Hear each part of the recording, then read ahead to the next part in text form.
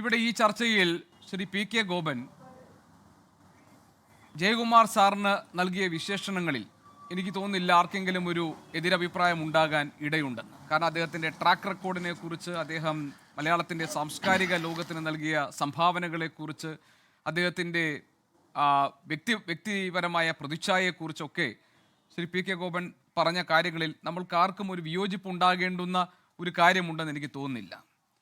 Doctor Jinto, ഇന്ന് രണ്ട് പ്രധാനപ്പെട്ട പ്രതികരണങ്ങൾ വന്നു. ഒന്ന്, പുതുതായി പ്രസിഡന്റായി സ്ഥാനമേറ്റെടുത്ത ജയകുമാർ സാറിൻ്റെയും സ്ഥാനമൊഴിയുന്ന പ്രസിഡന്റ് PS പ്രശാന്തിൻ്റെയും. അതിൽ ജയകുമാർ സാർ പറഞ്ഞൊരു കാര്യം, അനഭിമതമായ ചില കാര്യങ്ങൾ നടക്കുന്നുണ്ട്. ഞാൻ അതിൻ്റെ ഇടയ്ക്കിടയ്ക്കുള്ള ഭാഗങ്ങളാണ് പറയുന്നത്, പൂർണ്ണമായ അതിൻ്റെ വേർബാറ്റിം അല്ല. പക്ഷേ ഏറ്റവും അവസാന ഭാഗത്തിൽ അദ്ദേഹം സംസാരിച്ചതിൻ്റെ അവസാന ഭാഗം, ബോർഡിൻ്റെ പ്രവർത്തനത്തിൽ പ്രൗഢമായിട്ടുള്ള സുതാര്യത ഉണ്ടാകും എന്നുള്ള അഭിമാന മുഹൂർത്തം ഞാൻ സ്വപ്നം കാണുകയാണ്. അത് ഇന്നല്ലെങ്കിൽ നാളെ ഉണ്ടാകും എന്നാണ്. ഇനി സ്ഥാനമൊഴിഞ്ഞ PS പ്രശാന്ത് പറയുന്നു, ശബരിമല കേന്ദ്രീകരിച്ച് ചില അവതാരങ്ങളുണ്ട്, അവരെ പുറത്തു നിർത്തിയതിൽ ചിലർക്ക് വിഷമവുമുണ്ട്. സ്ഥാനമൊഴിയുന്ന ദേവസ്വം ബോർഡ് പ്രസിഡന്റ് ശബരിമലയിൽ ഇപ്പോഴുണ്ടായിരിക്കുന്ന ഈ സംഭവങ്ങളിൽ നിലവിലെ ബോർഡ് പോലും സംശയനിഴലിൽ നിൽക്കുമ്പോഴാണ് അവതാരങ്ങളെക്കുറിച്ചുള്ള പരാമർശം നടത്തിയത്. പുതുതായി വന്ന ഭരണസമിതിയെ നയിക്കുന്ന ജയകുമാർ സാർ പറയുന്നു, പ്രൗഢമായിട്ടുള്ള സുതാര്യത ഉണ്ടാകും എന്നുള്ള ഒരു ആഗ്രഹം, ഒരു സ്വപ്നമാണ് അദ്ദേഹത്തിന് മുന്നിൽ ഉള്ളതെന്ന്. ഈ നിലവിലെ ഈ സന്ദിഗ്ധ ഘട്ടത്തിൽ, ഈ പ്രതിസന്ധി ഘട്ടത്തിൽ സർക്കാരിന് എടുക്കാവുന്ന ഏറ്റവും മികച്ച തീരുമാനമായിരുന്നു കെ ജയകുമാറിനെ പ്രസിഡന്റാക്കിക്കൊണ്ടുള്ള പുതിയ ഭരണസമിതിയുടെ വരവ്.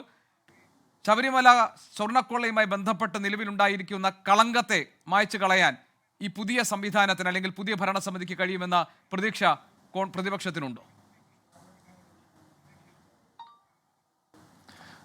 ശ്രീ ഗോപി, അതിൽ താങ്കൾ ശരിയായി പറഞ്ഞതുപോലെ തന്നെ ശ്രീ കെ ജയകുമാർ അദ്ദേഹത്തിൻ്റെ വിശ്വാസ്യത, അദ്ദേഹത്തിൻ്റെ ഈ സമൂഹത്തിലുള്ള സുതാര്യമായിട്ടുള്ള നിലപാട്, അദ്ദേഹത്തിൻ്റെ ഇടപെടലുകളെ കുറിച്ചിട്ടൊന്നും വ്യത്യസ്തമായൊരു അഭിപ്രായം ഞങ്ങൾക്ക് ആർക്കുമില്ല.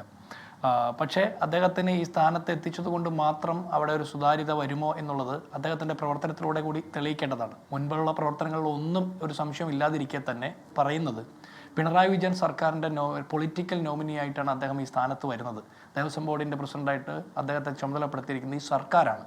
അപ്പോൾ ഈ സർക്കാരിൻ്റെ ഭാഗത്തുനിന്ന് CPM എന്ന് പറഞ്ഞ പാർട്ടിയുടെ ഭാഗത്തുനിന്ന് ഉണ്ടാകാവുന്ന പ്രഷേഴ്സിനെ അതിലംഘിച്ചുകൊണ്ട് സ്വതന്ത്രവും സുതാര്യമായ തീരുമാനമെടുത്ത് നടപ്പാക്കാൻ അദ്ദേഹത്തിന് സാധിച്ചാൽ അദ്ദേഹത്തിൻ്റെ നിയമനം ശരിയായിരിക്കുമെന്ന് കാലം തെളിയിക്കേണ്ടതാണ്. ഇപ്പോൾ നമുക്ക് ശാസ്താവാണ് ശരണം, ഹൈക്കോടതിയാണ് ശരണം. കാരണം അദ്ദേഹം പറഞ്ഞിട്ടുള്ള പ്രസ്താവനകൾ, ഒന്ന്, അനഭിമതമായിട്ടുള്ള പല കാര്യങ്ങളും അവിടെ നടന്നിട്ടുണ്ട് എന്നുള്ളത്. രണ്ട്, ശബരിമലയുടെ വിശ്വാസം തിരിച്ചു പിടിക്കേണ്ടതുണ്ടെന്ന്. അതിൻ്റെ അർത്ഥം മുൻപ് നടന്ന പല കാര്യങ്ങളും വിശ്വാസം നഷ്ടപ്പെടുന്ന രീതിയിലുള്ളതാണെന്ന് പുതിയ ദേവസ്വം ബോർഡ് പ്രസിഡന്റിന്റെ സ്റ്റേറ്റ്മെന്റിലൂടെ നമുക്ക് വ്യക്തമാണ്.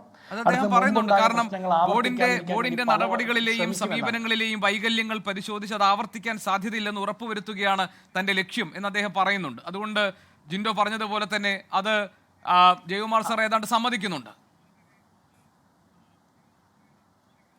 അതാണ് ഞാൻ പറഞ്ഞു വരുന്ന പോയിന്റ്, അതാണ്. അപ്പൊ ഇത്രയും ദിവസം അദ്ദേഹത്തിന്റെ ചുമതല ഏറ്റെടുത്ത് അദ്ദേഹം ദേവസ്വം ബോർഡ് പ്രസിഡന്റായിട്ട് സത്യപ്രതിജ്ഞ ചെയ്തതിന് ശേഷം അദ്ദേഹത്തിന്റെ സ്റ്റേറ്റ്മെന്റ് വരുന്നത് വരെ കേരളത്തിലെ പൊതുസമൂഹം, മാധ്യമങ്ങൾ, ഈ പ്രതിപക്ഷം നിരന്തരം ചോദിക്കുന്നുണ്ട്, നിരന്തരം പറയുന്നുണ്ട്, ശബരിമലയിൽ ദേവസ്വം ബോർഡിന്റെ നേതൃത്വത്തിൽ നടത്തിയിട്ടുള്ള പല കാര്യങ്ങളും, ഒട്ടനവധി കാര്യങ്ങൾ സുതാര്യമല്ല, ശബരിമല ശാസ്താവിൻ്റെ സന്നിധാനത്തിന് ചേർന്ന നിലയിലുള്ളതല്ല, അവിടെ കളവ് നടന്നിട്ടുണ്ട് എന്നുള്ള ഒരുപാട് ആരോപണങ്ങൾ ഉന്നയിച്ചപ്പോഴും ഈ CPM എന്ന് പറഞ്ഞ പാർട്ടി പറഞ്ഞുകൊണ്ടിരുന്നത് എന്താ? അവർ പറഞ്ഞത് അവിടെ നടക്കുന്ന ഒക്കെ സുതാര്യമായിരുന്നു എന്നാ. ഇന്ന് സ്ഥാനമൊഴിയുന്ന Devaswom board president PS Prashanth, അദ്ദേഹം ഇപ്പൊ ഗോപൻ സഹപാനലിസ്റ്റ് ആയിട്ടുള്ള ഗോപൻ പറയുന്നത്, PS പ്രശാന്ത് കാലികമായിട്ട് ഈ വിഷയങ്ങളൊക്കെ സംബന്ധിച്ചു, മാധ്യമങ്ങളോട് സംസാരിച്ചു, പൊതുസമൂഹത്തോട് സംസാരിച്ചു എന്നാ. കാലികമായിട്ട് സംസാരിച്ചോ എന്ന് എനിക്കറിയില്ല, പക്ഷെ പലതും അർദ്ധസത്യങ്ങളും അസത്യങ്ങളും ആയിരുന്നുവെന്ന് പിന്നീട് തെളിയിക്കപ്പെട്ടിട്ടുണ്ട്. അതവിടെ നിൽക്കട്ടെ. പക്ഷേ അപ്പോൾ പോലും പ്രശാന്ത് പറയുന്ന ഒരു കാര്യമുണ്ട്, അവതാരങ്ങളെ പുറത്താക്കിയത് കൊണ്ടാണെന്ന്. പിണറായി വിജയൻ 2016 അധികാരമേൽക്കുമ്പോൾ അവതാരങ്ങൾ ഈ സർക്കാരിന്റെ അധികാര കേന്ദ്രങ്ങളിൽ ഉണ്ടാകില്ല എന്ന് പറഞ്ഞ്, എന്നിട്ടും PS പ്രശാന്ത് വന്നിട്ട് വേണമായിരുന്നോ ദേവസ്വം ബോർഡിൽ നിന്ന് അവതാരങ്ങളെ പുറത്താക്കാൻ? ഇനി അവതാരങ്ങൾ പുറത്താക്കിയതിന്റെ ക്ഷീണമാണ് അദ്ദേഹത്തിന് നേരിട്ടതെങ്കിൽ അത് അദ്ദേഹം പറയണം. അദ്ദേഹത്തെ ഉത്തരവാദിത്വത്തോടെ ഈ പണി ഏൽപ്പിച്ച CPM-നും പിണറായി വിജയൻ സർക്കാരിനും ഈ അവതാരങ്ങളുടെ ഈ പറഞ്ഞ അവതാരങ്ങളുടെ കലിയിൽ നിന്ന് അദ്ദേഹത്തെ സംരക്ഷിക്കാൻ സാധിച്ചില്ലെങ്കിൽ എന്തോ കുഴപ്പമുണ്ടല്ലോ ഗോപി.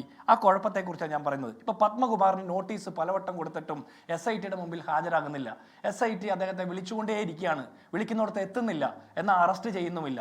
ഇവർ കുറേ ദിവസം മുമ്പ് പറഞ്ഞ ഏറ്റവും വിശ്വസ്തനും വിനീതനുമായിട്ടുള്ള സഖാവായിരുന്നു വാസു. ആ വാസു കമ്മീഷണറായിരുന്നു, അതിനുശേഷം ദേവസ്വം ബോർഡിന്റെ പ്രസിഡന്റായി, CPM-ന്റെ ഏറ്റവും പ്രധാനപ്പെട്ട ഒരാളായിരുന്നു, പൊളിറ്റിക്കൽ പോസ്റ്റിംഗ് ആയിരുന്നു. വാസു ജയിലിൽ കിടക്കുക. പണ്ടൊരു ടിഷ്യൂ പേപ്പർ കൊടുത്താൽ ഒപ്പിടുമെന്ന് അവകാശപ്പെട്ട ശിവശങ്കരൻ 112 ദിവസം ജയിലിൽ കിടന്നു. അതിനുശേഷം ADGP MR അജിത്കുമാർ ശബരിമലയിലേക്ക് ചട്ടം ലംഘിച്ച് യാത്ര നടത്തി, തൃശ്ശൂർ പൂരം കലക്കി, പലതും ചെയ്തു.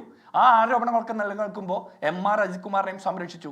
അവസാനം വാസുവാണ് ഇവരുടെ ഏറ്റവും പ്രധാനപ്പെട്ട ഒരു പൗരപ്രമുഖൻ പിണറായി വിജയൻ സർക്കാരിന്റെ കാലത്ത്. വാസുവിനെയും സംരക്ഷിക്കുന്നു. ലോകത്തെവിടെയായാലും ഏത് സമയത്തും 24 വാർത്തകളും ഓഗ്മെന്റഡ് റിയാലിറ്റി പാക്കേജുകളും എക്സ്പ്ലെയിനറുകളും വിശദമായി കാണാൻ ഞങ്ങളുടെ YouTube ചാനൽ നിങ്ങൾക്ക് സബ്സ്ക്രൈബ് ചെയ്യാം.